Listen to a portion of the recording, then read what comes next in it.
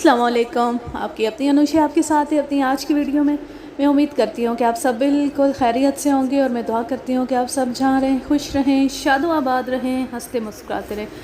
मैं आपके लिए लेकर आई हूँ इंस्पेक्टर अहमद यार ख़ान की एक क्राइम स्टोरी जिसका नाम है मौत का मैनेजर। चलें शुरू करते हैं। जाबिर सिंह राजपूत बहुत बड़ा जागीरदार था। वो जंगलों के ठेके भी लिया करता था और जंगल में लकड़ी का कोयला तैयार करा के दूर दूर तक सप्लाई किया करता था। वो तालीम याफ्ता भी था। बेपनाह दौलत के अलावा उसे शोहरत और अंग्रेज़ों की हुकूमत में इज़्ज़त इस तरह मिली कि दूसरी जंग अज़ीम शुरू हो चुकी थी और अंग्रेज़ हिंदुस्तान के दौलतमंदों से अपने निमक का हक़ मांग रहे थे। उन्होंने जंगी अखराजात पूरे करने के लिए चंदा मांगना शुरू कर दिया जिसे वार फंड कहा जाता था। जाबिर सिंह जो सिख नहीं बल्कि हिंदू राजपूत था, बाकायदगी से दिल खोल कर वार फंड में चंदा देने लगा। उसने अपने पास मज़ारों और अपने ज़ेरे असर देहात में से कई एक जवानों को फ़ौज में भर्ती करा दिया। ये भी अंग्रेज़ों की एक ज़रूरत थी जो वो पूरी करता रहता था, मगर वो ये देखने के लिए ज़िंदा ना रहा कि जंग में जीत अंग्रेज़ों की होती है या जर्मनों की। वो जंग के पहले साल ही मर गया। उस वक्त उसकी उम्र 60 साल से ज़्यादा थी। उसकी जागीर की वारिस उसकी बीवी थी और एक बेटा। उन दोनों ने वार फंड में चंदा नकद और अनाज की सूरत में जारी रखा और अंग्रेज़ों के मंजूर नज़र बने रहे। जाबिर सिंह को मरे अभी 2 साल पूरे नहीं हुए थे कि उसकी बीवी दिलजीत कुमारी कत्ल हो गई। मैंने तो उस जागीरदार और उसकी बीवी का कभी नाम भी नहीं सुना था। मैं वारदात के मकाम से बहुत दूर हेड क्वार्टर में था। एक रोज़ मेरी और एक अंग्रेज़ इंस्पेक्टर डॉबगन की अंग्रेज़ डीएसपी जॉन रेडी के दफ्तर में तलबी हुई। एक ऐसी औरत कत्ल हो गई है जिसके ताउन को हुकूमत बरतानिया फरामोश नहीं कर सकती, डीएसपी ने कहा। उसे कत्ल हुए 15 दिन गुजर गए हैं। मुतल्लिका एसएचओ को अभी तक कोई सुराग नहीं मिला। तुम दोनों ये फ़ाइल देख लो। मेरा ख़्याल है कि मकतूला के लवाहिकीन और दीगर लोग एसएचओ के साथ ताउन नहीं कर रहे। तुम्हें मालूम है कि जागीरदारों के घरों में कैसे कैसे पुरअसरार ड्रामे खेले जाते हैं। मुझे शक है कि मुतल्लिका एसएचओ ऐसे ही ड्रामे में शामिल हो गया है या वो कुछ भी नहीं समझ सका।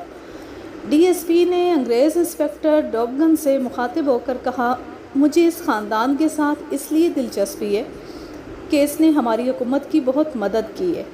पीछे एक जवान बेटा रह गया है। मुझे उम्मीद है कि वो जंगी मदद जारी रखेगा। ये तुम्हारा फ़र्ज़ है कि कातिल को पकड़ो और उसे सज़ा दिलाओ ताकि मरने वालों का बेटा ये ना समझे कि अंग्रेज़ों ने उसकी कोई मदद नहीं की। मैं और इंस्पेक्टर डॉबगन उसी रोज़ 35 मील दूर मुतल्लिका थाने को रवाना हो गए और वहाँ डाक बंगले में क़याम किया। एसएचओ को मिसल के साथ वहीं बुला लिया। उसने बताया कि मकतूला बहुत खूबसूरत औरत थी।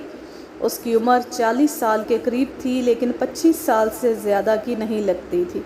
वो जाबिर सिंह की तीसरी बीवी थी। पहली 2 को उसने तलाक दे दी थी क्योंकि दोनों से औलाद नहीं हुई थी। मकतूला की उम्र 15-16 साल थी जब जाबिर सिंह ने उसके साथ शादी की थी। 1 साल बाद उसने एक लड़के को जन्म दिया। इसके बाद उसकी कोई औलाद ना हुई। मैंने ये बात जहन नशीन कर ली कि जब मकतूला की शादी जाबिर सिंह के साथ हुई उस वक्त उसकी उम्र 15-16 साल थी और जाबिर सिंह 40 साल का हो चुका था। मैंने ये भी जहन में महफूज कर लिया कि पहली 2 बीवियों से औलाद ना हुई। मकतूला ने सिर्फ़ एक बच्चे को जन्म दिया, फिर उसकी भी औलाद ना हुई। एसएचओ ने बताया कि मकतूला का ये इकलौता बेटा 18-19 साल का है। अक्सर जागीरदारों के बेटों की तरह अपने आप को शहज़ादा समझता है। शराबी कबाबी और अयाश उसका एक चचा है। वो इतना बड़ा जागीरदार तो नहीं, खुशहाल ज़मींदार है। जाबिर सिंह की जागीर से 1.5-2 मील दूर उसके चचा की आराज़ी है। कोई जायदाद का झगड़ा तो नहीं? इंस्पेक्टर डोबगन ने पूछा। नहीं, एसएचओ ने बताया। अगर कत्ल में उस शख्स का हाथ होता तो उसका रवैया कुछ और होता। ये तो सुबह शाम मेरी जान को आया रहता है कि तफ्तीश तेज़ करो और कातिल को पकड़ो। मुझे शक है कि जाबिर सिंह का बेटा चूँकि ऐशो इशरत में पड़ा हुआ है, इसलिए उसका चचा उसका सरपरस्त बनकर जागीर पर कब्ज़ा करना चाहता है। ये भी तो हो सकता है कि उसने लड़के का सरपरस्त बनने के लिए उसकी माँ को कत्ल करा दिया हो। मैंने कहा, आपने इस पर गौर किया है? तफ्तीश की पैरवी में लड़का भी दिलचस्पी ले रहा होगा। दिलचस्पी उसका चचा ले रहा है, एसएचओ ने जवाब दिया। लड़के ने कभी इतनी दिलचस्पी का इजहार नहीं किया। जायदाद किसके नाम है?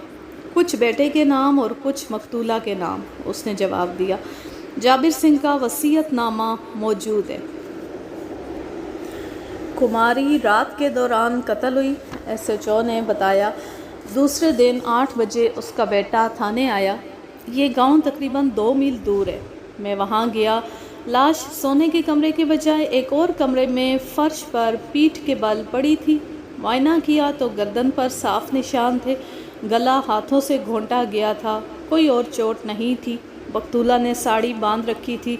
साड़ी पर कोई निशान नहीं था। बज़ाहिर दस्तराजी या कोई और ज़्यादती नहीं हुई थी। मैंने सोने के कमरे में जाकर देखा। पलंग पोश इसी तरह बिछा हुआ था कि उस पर एक भी सिलवट नहीं थी। इससे ज़ाहिर होता था कि मकतूला बिस्तर पर नहीं लेटी। उसने बड़ी कीमती साड़ी बांध रखी थी। इससे भी यही साबित होता था कि वो अभी सोई नहीं थी। कोई माल चोरी हुआ? नहीं, एसएचओ ने जवाब दिया। मैंने मालूम किया है, कोई चीज़ चोरी नहीं हुई। लाश के गले में बड़ा ही कीमती हार था। 2 अंगूठियाँ थीं जिनमें हीरे जड़े हुए थे। सोने की चूड़ियाँ थीं। सिर्फ इन जेवरात की कीमत बहुत ज़्यादा है। उसके बेटे से पूछा कि रात उसने माँ को किस वक्त ज़िंदा देखा था। उसने बताया कि शाम के खाने के वक्त माँ को ज़िंदा देखा था। उन्होंने इकट्ठे खाना खाया था। इसके बाद वो दोस्तों के साथ कहीं निकल गया और आकर सो गया। वो इतनी जल्दी उठने का आदी नहीं था, लेकिन नौकरों ने उसे सुबह सवेरे जगा कर बताया कि उसकी माँ एक कमरे में मरी पड़ी है। मैंने नौकरों और नौकरानियों से पूछ की। किसी ने कोई काम की बात ना बताई। सब ने कहा कि ये तो महारानी का महल है, अंदर के भेद हम नहीं जानते। मैंने सबको अकेले अकेले बुलाकर डराया, धमकाया, लालच भी दिए, मगर मुझे उनसे कुछ भी हासिल ना हुआ। पोस्टमार्टम रिपोर्ट क्या कहती है? मौत गला घोंटने से वाक़या हुई है, उसने जवाब दिया। मकतूला के साथ और कोई बेहुदगी नहीं हुई। डॉक्टर के अंदाजे के मुताबिक मकतूला 8 या 9 घंटे पहले मरी है। इस हिसाब से वो आधी रात के लगभग कत्ल हुई। इसका मतलब ये हुआ कि वो आधी रात तक सोई नहीं थी, इंस्पेक्टर डोबगन ने कहा। आपने ये मालूम किया होगा कि इस वक्त तक वो क्या करती रही? कहीं बाहर गई हुई थी? अगर घर रही तो किस कमरे में रही? बाहर का कोई आदमी, कोई मेहमान उसके साथ था? यही तो मुश्किल है कि कोई कुछ भी नहीं बताता, एसएचओ ने कहा। सब कोरी तख्ती दिखाते हैं। मुझे ये शक होता है कि नौकरों वगैरह पर दबाव है। आप जानते हैं कि ये जागीरदार किसी नौकर या मिजारे को कत्ल करके लाश गायब कर दें तो इनके खिलाफ रिपोर्ट नहीं होती। ये जबर से भी उन लोगों का मुंह बंद कर लेते हैं और इनामो इकराम से भी। कोई दुश्मनी? लड़के ने या चचा ने किसी पर शक का इजहार किया है? दोनों ने कहा है कि किसी के साथ कोई दुश्मनी नहीं। दोनों में से किसी ने भी किसी पर शक का इजहार नहीं किया। हमने एसएचओ की तहरीर की हुई ज़िम्नियाँ देखी, सारी फ़ाइल का मुताला किया। वो इतने दिन अंधेरे में हाथ मारता रहा था। हमें अलिफ से तफ्तीश शुरू करनी थी। मुखबरों को बेहतर तरीके से इस्तेमाल करना था। हम अगले रोज़ जाए वकुआ पर पहुँच गए। आपने फ़िल्मों में जागीरदारों के मकान देखे होंगे जो अंदर से नवाबों और महाराजों के महलात जैसे होते हैं। हिंदुस्तानी फ़िल्मों में जागीरदारों के महल अक्सर दिखाए जाते हैं। जाबिर सिंह राजपूत का मकान ऐसा ही था। कमरों का कोई हिसाब नहीं था। हमने पहले इस महल को इर्द गिर्द घूम कर देखा। हर तरफ दरवाजे थे। किसी भी तरफ से अंदर जाया और बाहर निकला जा सकता था। ये अलग थलग मकान था। इसके इर्द गिर्द बाग और खेत थे। इससे कुछ दूर 3 छोटे छोटे गांव थे। ये सब इसी जागीरदार के ज़ेरे नगीं थे। मैं देहात और कस्बों के छोटे छोटे मकानों में सुराख रसानी और तफ्तीश का आदी था। कच्चे सहन, कच्ची छतें और कच्ची दीवारें कोई न कोई सुराख दे दिया करती थी। ان کے مکین سادگی میں یا پولیس کے خوف سے یا میری چکنی چپڑی باتوں کے جال میں آ کر راز اگل دیا کرتے تھے، مگر اس محل اور اس ماحول کو دیکھ کر میں گھبرا گیا۔ مجھے یہ معلوم تھا کہ ان جاگیرداروں کے محلات میں آقا اور اس کی اولاد کی خوشنودی اور انعام و اکرام حاصل کرنے کے لیے غیبت اور سازش چلتی رہتی ہے۔ قتل تک نوبت پہنچ جاتی ہے اور قتل کو چھپا بھی لیا جاتا ہے۔ ایسے جاگیردار اپنے علاقے کے تھانے دار اور رجسٹرڈ بدماشوں کو اپنے ہاتھ میں رکھتے ہیں، ان کے باقاعدہ وظیفے مقرر ہوتے ہیں۔ پاکستان میں بھی ایسے جاگیردار اور وڈیرے موجود ہیں جنہوں نے مملکت کے اندر اپنی ریاستیں قائم کر رکھی ہیں۔ وہاں کے حالات جا کر دیکھو تو ایسے لگتا ہے جیسے وہاں تک نہ اسلام کی روشنی پہنچی ہے نہ پاکستان کا قانون۔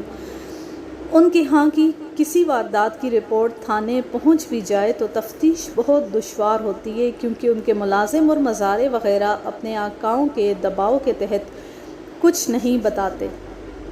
جابر سنگھ کی جاگیر میں بھی مجھے یہی گورکھ دھندا دکھائی دے رہا تھا کہ یہاں کے S H O sub inspector Mahendra Pal کو کیا دشواریاں پیش آئی ہوں گی۔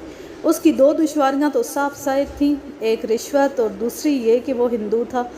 اگر یہ کسی مسلمان جاگیردار کے گھر کی واردات ہوتی تو مہندر پال کئی ایک مسلمان مردوں اور عورتوں کو تھانے بلا کر انہیں ذلیل و خوار کر چکا ہوتا۔ مجھے یہ سہولت حاصل تھی کہ میرے ساتھ انگریز انسپکٹر تھا۔ انگریزوں کا جتنا رعب اور دبدبہ تھا اتنا کسی دیسی تھانے دار کا نہیں ہو سکتا تھا۔ اگر کوئی انگریز اسسٹنٹ سب انسپکٹر ہی ہوتا تو بھی لوگ اسے پولیس کپتان کہا کرتے تھے۔ ہم نے جابر سنگھ راجپوت کے بیٹے کو ساتھ لیا اور اس کی رہنمائی میں واردات والے کمرے میں گئے۔ مشکل یہ تھی کہ واردات ہوئے 2 ہفتے گزر گئے تھے، کوئی کھرا کھوج ملنے کا امکان ختم ہو گیا تھا۔ ہم نے لاش بھی نہیں دیکھی تھی۔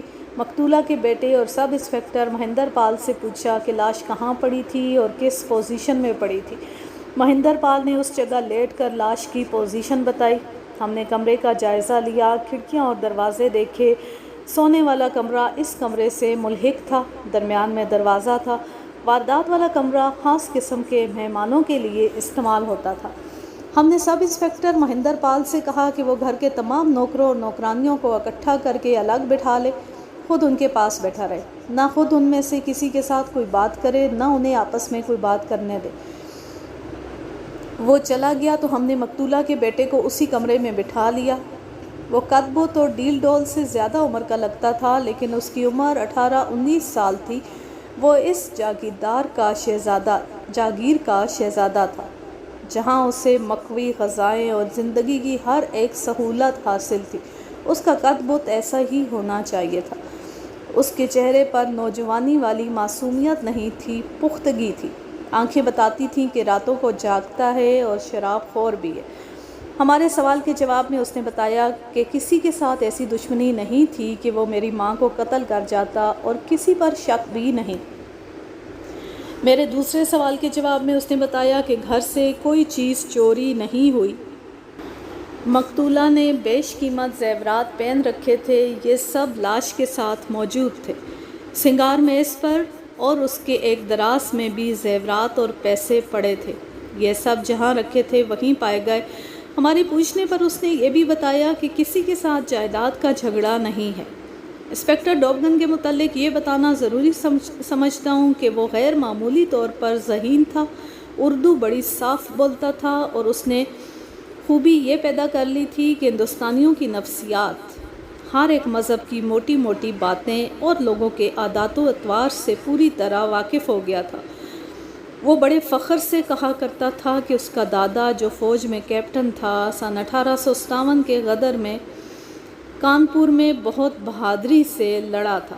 اب کیپٹن ڈوبگن ہندوستان کے باشندوں کو مفتوح سمجھتا اور ان سے اپنے قانون کا پورا احترام کرانے کی کوشش میں لگا رہتا تھا۔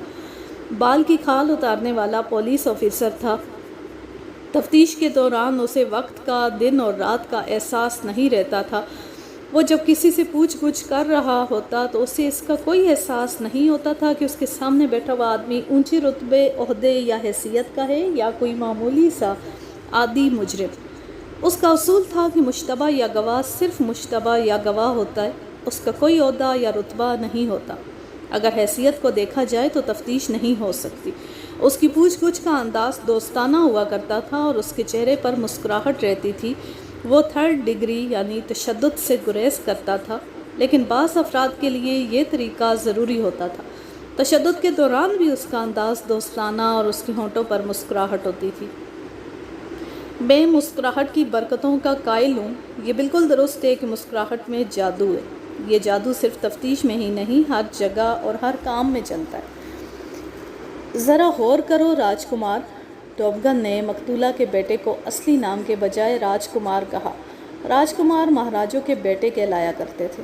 ڈوبگن نے کہا، تمہارے خاندان کی کسی کے ساتھ دشمنی نہیں، تمہیں کسی پر شک نہیں اور کسی کے ساتھ جائیداد کا جھگڑا بھی نہیں، اور یہ واردات ڈکیتی کی بھی نہیں۔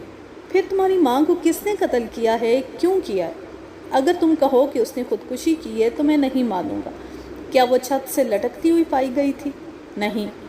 کیا اس کے گلے کے گرد رسی تھی؟ نہیں۔ کیا اس نے زہر پیا ہے؟ نہیں۔ تم کس طرح کہہ سکتے ہو کہ مرنے والی نے زہر نہیں پیا؟ انسپکٹر مہندر پال نے بتایا تھا کہ ہاتھوں سے اس کا گلا گھونٹا گیا۔ مقتولہ کے بیٹے نے جواب دیا۔ اس نے بعد میں بتایا تھا کہ ڈاکٹر نے بھی یہی لکھا ہے۔ دیکھو راج کمار، انسپکٹر ڈوبگن نے کہا، کوئی انسان اپنے ہاتھوں سے اپنا گلا گھونٹ کر خودکشی نہیں کر سکتا، کیونکہ اس کا جب دم گھٹنے لگتا ہے تو اس کے ہاتھوں کی گرفت ڈھیلی پڑ جاتی ہے۔ یہ موت خودکشی سے واقع نہیں ہوئی، یہ قتل کی واردات ہے۔ اور راج کمار، تمہارے دل میں کوئی شک و شبہ نہیں ہونا چاہیے کہ قاتل اس گھر میں موجود ہے۔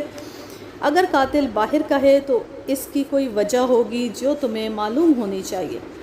گھر میں نوکروں اور نوکرانیوں کے سوا کون ہے؟ لڑکے نے کہا، ان میں سے کوئی اتنی جرأت نہیں کر سکتا۔ تمہاری ماں نے کسی کو نوکری سے نکالا ہوگا؟ نہیں۔ کسی مزارے کی حق تلفی کی ہوگی؟ ایسا بھی نہیں ہوا۔ میری ماں کھیت کھلیان کے کاموں میں دخل نہیں دیا کرتی تھی۔ مزاروں اور دوسرے کسانوں وغیرہ کے ساتھ ہمارا کوئی جھگڑا نہیں۔ تم نے اسے قتل کی رات آخری بار کس وقت زندہ دیکھا تھا؟ وہ سوچ میں پڑ گیا۔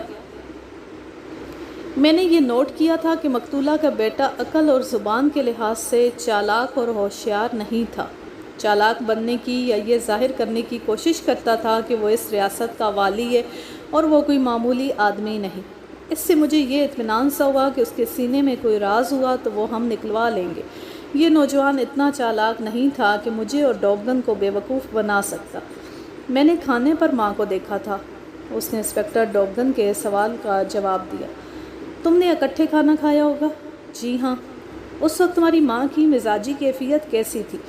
وہ خوش تھی، پریشان تھی؟ مجھے وہ خوش ہی نظر آ رہی تھی، پریشان نہیں تھی۔ تم کتنی دیر تک اس کے ساتھ رہے؟ کھانے کے بعد میں آدھے گھنٹے تک اس کے ساتھ رہا۔ پھر تمہاری ماں گھر رہی تھی یا کہیں باہر چلی گئی تھی یا اس کے پاس کوئی آیا تھا؟ وہ پھر سوچ میں پڑ گیا، بولا، مجھے معلوم نہیں، میں باہر چلا گیا تھا۔ تم جب باہر سے واپس آئے تو تمہاری ماں سو گئی تھی یا کہیں باہر گئی ہوئی تھی یا اس کے پاس باہر کا کوئی آدمی بیٹھا ہوا تھا؟ میں اپنے کمرے میں جا کر سو گیا تھا۔ وہ ان کپڑوں میں، یعنی اتنی قیمتی ساڑی میں تو نہیں سوئی ہوگی۔ وہ کن کپڑوں میں سویا کرتی تھی؟ وہ اٹھا اور دوسرے کمرے سے ماں کے سونے والے کپڑے اٹھا لایا۔ یہ ایک کھلا پاجامہ اور کھلا سا کرتا تھا۔ یہ ریشمی کپڑے تھے۔ کوئی ملازم خیر حاضر تو نہیں؟ نہیں، سب حاضر ہیں۔ تمہاری ماں نے کسی کو بہت سی رقم قرض تو نہیں دے رکھی تھی؟ مجھے معلوم نہیں، شاید منشی جانتا ہو۔ حساب کتاب منشی رکھتا ہے؟ جی ہاں۔ اتنی بڑی جاگیر کا انتظام کون چلاتا ہے؟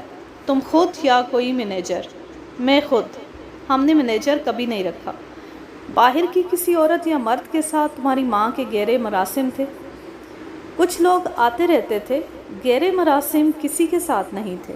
تمہارے لیے رشتوں کے پیغام تو آتے رہتے ہوں گے؟ 2 پیغام آئے تھے، اس نے جواب دیا۔ میری ماں نے پسند نہیں کیے۔ ان میں کوئی تمہاری پسند کا تھا؟ اس نے فوراً جواب نہ دیا، ذرا سوچ کر بولا، میری اپنی کوئی پسند نہیں تھی۔ اس عمر میں تمہاری کوئی پسند نہیں تھی؟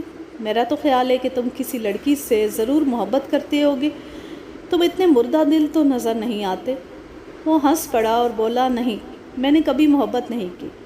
ہم یہ معلوم کرنا چاہتے تھے کہ کسی اور جاگیردار یا بڑے زمیندار گھرانے نے مقتولہ کے بیٹے کو رشتہ دینا چاہا ہوگا جو اس لڑکے کو تو پسند ہوگا، لیکن لڑکے کی ماں نے قبول نہیں کیا۔ لڑکی کے باپ نے اسے قتل کرا دیا ہوگا۔ میں نے اور ڈوگن نے اس سے بھید لینے کی پوری کوشش کی، لیکن کچھ بھی حاصل نہ ہوا۔ اس کے علاوہ ہم اور جو کچھ معلوم کرنا چاہتے تھے وہ نہ کر سکے۔ اس لڑکے کو اپنی ماں کی پرائیویٹ زندگی کے متعلق کچھ بھی معلوم نہیں تھا۔ کوئی ایسی نوکرانی ہے جو تمہاری ماں کے زیادہ قریب رہی ہو؟ اس نے ایک نوکرانی کا نام لیا، مجھے نام یاد نہیں رہا، آپ اسے بملا سمجھ لیں۔ ہم نے مقتولہ کے بیٹے کو باہر بھیج دیا اور بملا کو بلایا۔ اسے میں نے سر سے پاؤں تک دیکھا، چہرہ پڑھنے کی کوشش کی۔ وہ شکل و صورت اور لباس سے نوکرانی نہیں لگتی تھی۔ اس کا جسم بھی اچھا اور چہرہ بھی اچھا تھا۔ اس کی آنکھیں بتاتی تھیں کہ گہری عورت ہے۔ اس کی عمر 35 سال سے زیادہ نہیں تھی۔ تم اس سے پہلے تھانے دار کو جو کچھ بتا چکی ہو وہ بھول جاؤ۔ یہ بھی یاد رکھ لو کہ اس جاگیر کی مالکن قتل ہو گئی ہے۔ اگر تم نے کوئی بات چھپانے کی کوشش کی یا کوئی بات غلط بتائی تو تمہیں ہم گرفتار کر لیں گے اور سزائے قید دلائیں گے۔ دوسروں کے گناہوں پر پردہ ڈالنے کی کوشش میں اپنے آپ کو مصیبت میں نہ ڈال لینا۔ میں تمہیں یہ بھی بتا دوں کہ ہمیں بہت سی اندرونی باتوں کا علم ہے۔ تمہاری مالکن کا بیٹا ابھی ہمیں بہت کچھ بتا کر گیا ہے۔ تم جو کچھ جانتی ہو وہ بتا دینا۔ اسی نے ہمیں بتایا ہے کہ کماری کے جتنا قریب تم رہتی تھی اتنا اس کا یہ بیٹا بھی نہیں رہتا تھا، اور تم کماری کے دل کی باتوں سے بھی واقف تھی۔ کیا یہ صحیح ہے کہ تم پر مالکن بہت مہربان تھی؟ مہربان اس لیے تھی کہ میں اس کی بہت خدمت کرتی تھی۔ تم کب سے اس گھر میں ملازم ہو؟ میری شادی مالکن نے کرائی تھی۔ میں دراصل مالکن کے ساتھ ہی آئی تھی۔ میں اس کے ماں باپ کے گھر میں ملازم تھی۔ مالکن مجھ سے 2-3 سال بڑی تھی۔ میں اس کی ڈولی کے ساتھ آئی تھی، یہیں جوان ہوئی اور یہیں شادی ہوئی۔ مالکن اپنے خاوند کے ساتھ خوش تھی؟ نہیں۔ 16 سال کی لڑکی اتنی بڑی عمر کے آدمی کے ساتھ کیسے خوش رہ سکتی ہے؟ روتی تھی؟ روتی تو نہیں تھی، خاوند نے اسے شہزادی بنا کر رکھا تھا، لیکن اداس رہتی تھی۔ مردوں کے ساتھ اس کی ظاہری یا درپردہ دوستی تھی؟ جہاں تک میں جانتی ہوں نہیں تھی۔ خاوند کی زندگی میں اس کی اپنی الگ تھلگ کوئی دوستی نہیں تھی۔ خاوند کے مرنے کے بعد میں نے کسی کو آتے جاتے نہیں دیکھا۔ وہ باہر بھی نہیں جاتی تھی۔ وہ عموماً کس وقت سویا کرتی تھی؟ کھانے کے 2-2.5 گھنٹے بعد۔ ہم نے حساب لگایا کہ وہ 10 بجے تک سو جایا کرتی تھی۔ تم رات کس وقت تک اس کے ساتھ رہتی تھی؟ ہمیں اس کے خاوند کی زندگی کی بات نہیں کر رہے، خاوند کے مرنے کے بعد تم کب تک اس کے ساتھ رہتی تھی؟ میں اسے سونے والے کپڑے پہناتی تھی تو وہ مجھے چلے جانے کو کہتی تھی۔ قتل کی رات تم نے اسے سونے والے کپڑے پہنائے تھے؟ نہیں۔ کبھی کوئی مہمان ہو اور مالکن کو دیر تک جاگنا ہو تو مجھے جلدی چھٹی دے دیتی تھی۔ جس رات وہ مری ہے اس رات اس نے مجھے جلدی چھٹی دے دی تھی۔ اس رات کون مہمان تھا؟ مہمان تو کوئی نہیں تھا، اس نے ایسے لہجے میں جواب دیا جس میں گھبراہٹ سی تھی۔ مالکن نے کہا تھا کہ تم چلی جاؤ، میں چلی آئی۔ کماری شراب پیتی تھی؟ خاوند کے مرنے کے بعد اس نے پینی شروع کر دی تھی۔ زیادہ پیتی تھی؟ اتنی زیادہ نہیں، ذرا سرور میں آ جاتی تو اور نہیں پیتی تھی۔ قتل کی رات بھی اس نے پی تھی؟ میرے سامنے نہیں پی۔ مجھے آج بھی اچھی طرح یاد ہے کہ وہ کچھ کہتے کہتے رک گئی تھی۔ میں نے کہا ہاں بولو، گھبراؤ نہیں۔ اس نے میرے سامنے نہیں پی تھی۔ پوری بات بتاؤ۔ ڈوگا نے میری طرح یہ محسوس کر کے کہ اس عورت کی زبان پر کوئی اور بات آئی تھی جو اس نے روک لی ہے، اس سے کہا اس نے تمہارے سامنے نہیں پی تھی، پھر کیا ہوا تھا؟ نہیں، اس نے ہمیں ٹالنے کی کوشش کی، مگر وہ 2 پولیس افسروں کی آنکھوں میں دھول نہیں جھونک سکتی تھی۔ سنو بملا، پہلے تھانے دار کی بات اور تھی۔ تم نے اسے جو بتایا وہ اس نے سن لیا اور تم اطمینان سے بیٹھ گئی کہ چلو بات گول ہو گئی۔ ہم تھانے سے نہیں، پولیس کے بڑے دفتر سے آئے۔ یہ انگریز پولیس کپتان ہے۔ تم نے سوچا نہیں کہ اتنا بڑا انگریز افسر خود کیوں آیا ہے؟ ہم نے تمہاری عزت کی خاطر یہیں تفتیش شروع کر دی ہے، مگر تمہارا رویہ بتا رہا ہے کہ تمہیں عزت نہیں چاہیے۔ ہم تمہیں تھانے لے چلیں گے اور وہاں پولیس کے صحیح طریقے سے تفتیش کریں گے۔ تم ہم سے کچھ چھپا رہی ہو۔ اس کا مطلب یہ ہے کہ کماری کے قتل میں تمہارا بھی ہاتھ ہے۔ ہم تمہیں گرفتار کر کے لے جائیں گے۔ میں جو بولتا جا رہا تھا اس کے چہرے کا رنگ بدلتا جا رہا تھا۔ خوف کا تاثر بڑا واضح تھا۔ قتل کی رات اور شراب کی پوری بات بتاؤ۔ میں نے ذرا روب سے کہا، وہ بات بتاؤ جو تمہاری زبان پر آ گئی تھی مگر تم نے نگل لی ہے۔ اس نے مجھے کہا تھا کہ 2 گلاس رکھ جاؤ اور تم چلی جاؤ۔ میں بوتل اور 2 گلاس اور کھانے کی کچھ چیزیں اس کمرے میں ٹپائی پر رکھ کر چلی گئی تھی۔ دوسرا گلاس کس کے لیے تھا؟ مینیجر صاحب کے لیے، اس نے دبی زبان میں کہا۔ مینیجر؟ انسپکٹر ڈوبگن نے حیرت سے پوچھا اور میری طرف سوالیہ نگاہوں سے دیکھا۔ کہاں کا مینیجر بملا؟ یہ مینیجر کماری کے پاس آتا رہتا تھا؟ اجیت اسی جاگیر کا مینیجر ہے۔ باہر ملازموں میں موجود ہے؟ نہیں، مالکن کے قتل کے بعد نظر نہیں آیا۔ کیا وہ اکثر کماری کے ساتھ شراب پیا کرتا تھا؟ کبھی کبھی۔ کیا وہ آدمی رات تک بھی کماری کے اسی خاص کمرے میں رہتا تھا؟ آدھی رات کے بعد تک بھی۔ اور اس نے اچانک ہاتھ جوڑ کر کہا، آپ کو اپنے خدا کی قسم ہے کسی کو یہ نہ بتانا کہ میں نے آپ کو یہ بات بتائی ہے، ورنہ میں ماری جاؤں گی۔ تمہیں کس کا ڈر ہے؟ کماری تو مر چکی ہے، اس کا راز بتا دو گی تو وہ تمہارا کیا بگاڑ لے گی؟ اس کا بیٹا جو موجود ہے۔ اس کی آنکھوں میں آنسو آ گئے، کہنے لگی، وہ کہے گا کہ تم نے اندر کی باتیں باہر کیوں نکالی؟ بیٹے کو معلوم تھا کہ اس کا مینیجر اس کی ماں کے کمرے میں آدھی رات تک رہتا اور شراب پیتا ہے؟ مجھے معلوم نہیں، بیٹا گھر میں رہتا ہی کب ہے؟ اس کے چونکہ آنسو بہہ رہے تھے اس لیے اسے تسلی دلاسا دیا اور یقین دلایا کہ کسی کو پتہ نہیں چلنے دیا جائے گا کہ اس نے ہمیں اندر کی باتیں بتائی ہیں۔ انسپکٹر ڈوبگن نے بھی اسے شفقت کے لہجے میں کہا کہ اسے پورا تحفظ دیا جائے گا۔